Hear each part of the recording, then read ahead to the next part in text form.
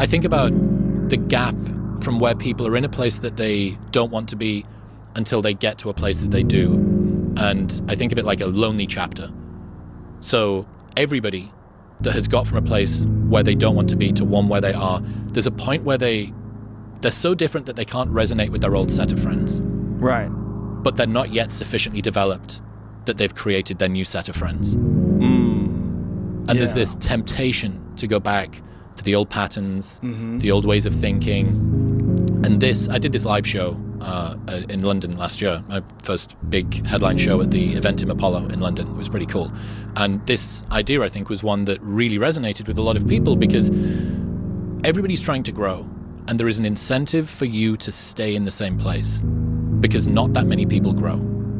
Most people don't change. Right. They make little changes. You know, they'll cut their hair or they'll lose 5 pounds or, you know, they'll switch from one company to another. But how many people do you know that have lost 50 pounds or moved to a different country or have genuinely changed the way that they see the world?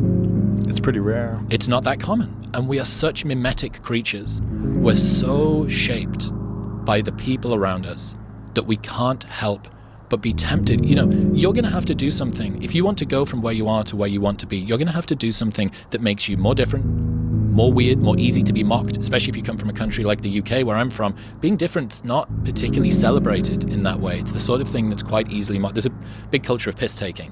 And if you start, what are you talking to people on the internet for? It's fucking weird. Like, that's stupid. That's not going to work. Why are you going to do that?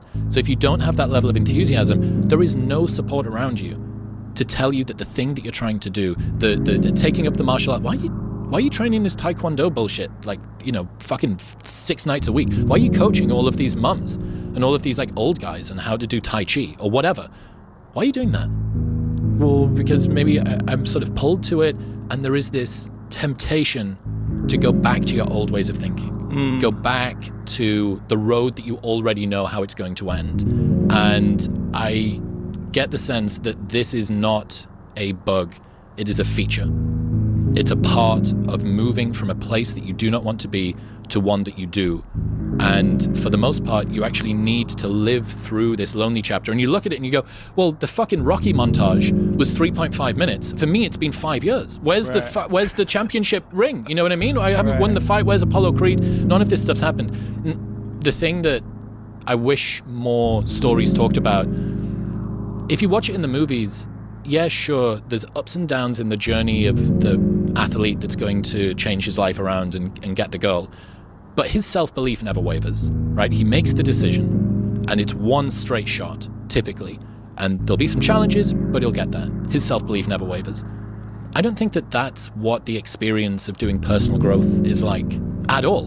In my experience, you're just swimming in uncertainty and fear and a lack of belief that it's even going to happen. You don't even have the promise of glory on the other side of it. I don't even know if this is going to be worth it. And I'm fucking doing Sam Harris's waking up meditation app, and I'm journaling on a morning, and I'm going to the gym. Why am I eating meat and fruit? Does this even work? Like, you know, you're doing all of this stuff, scrabbling like a guy in a fucking well, trying to find a handhold. And if you don't have a good community of people that are also doing that, you're on your own. Yeah. Yeah. And this is most people's experience, because if most people don't change, you are going to be an outlier if you're somebody who does change. I think about personal growth kind of like a rocket ship taking off.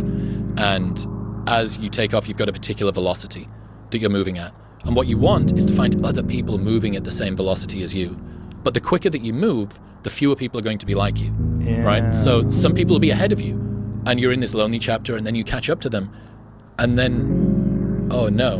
And this isn't, you know, some comment on people that work on themselves are like morally better or worse than anybody else, but it's just a stark sort of fact about you talk to people and you resonate with people that are at the same level of life as you are. And that kind of makes sense. You have things to discuss. You're encountering the same sorts of challenges, whether it's in terms of your self-worth or your wealth or your relationship status, or all of these things. Birds of a feather, right? And, you know, one of the, I guess, difficult realizations of people who want to change their life is that if you do it well, you might have to go through a period where you let go of all of your friends. But the really bad realization is if you do it really well, you might have to do that multiple times throughout your life.